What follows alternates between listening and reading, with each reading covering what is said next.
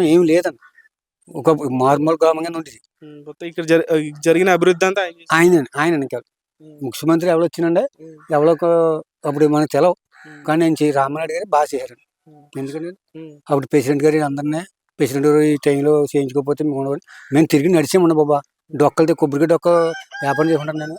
కొబ్బరికాయ డొక్క కట్టుకొచ్చి ఈ రోడ్ల దోవలాక వేసుకునేవాడిని. మినిస్టర్ కూడా అయిపోతే ఇంకా అభివృద్ధి అనేది బాగా చేస్తారా? తెలుగుదేశం వస్తే చేస్తాను. ముఖ్యమంత్రి అవుతే చేయగలుగుతారండి. మరి అందరూ మనం ఉట్టి కాదు కదండి. అన్ని ఎలా ఉంటాయో తెలియవు కదా. ఇప్పుడు మొత్తం రాష్ట్రంలో ఎవరో అందరూ ఉంటారు. రాష్ట్ర వ్యాప్తంగా బాబు గారు సీఎం అవ్వాలి. ఈ లొకాలిటీలో రామానాయుడు గారు గెలవాలని కోరుకుంటున్నారు. రామానాయుడు అండి. రామానాయుడు లేకపోతే ఇంకా అసలు మహా దారుణం అయిపోద్ది. ఎందుకంటే ఎవరో కొత్త వాళ్ళు నిలబెట్టినా మాకేముండదండి. రామానాయుడు గారు ఒక్క ఆయన చేశాడు. ఎందుకంటే మా ఆయన ఎవరో తెలుసు మాకు. కానీ ఆయన చెగుతూ ప్రతి దానికి ఏ విషయంలో కూడా వస్తాడు.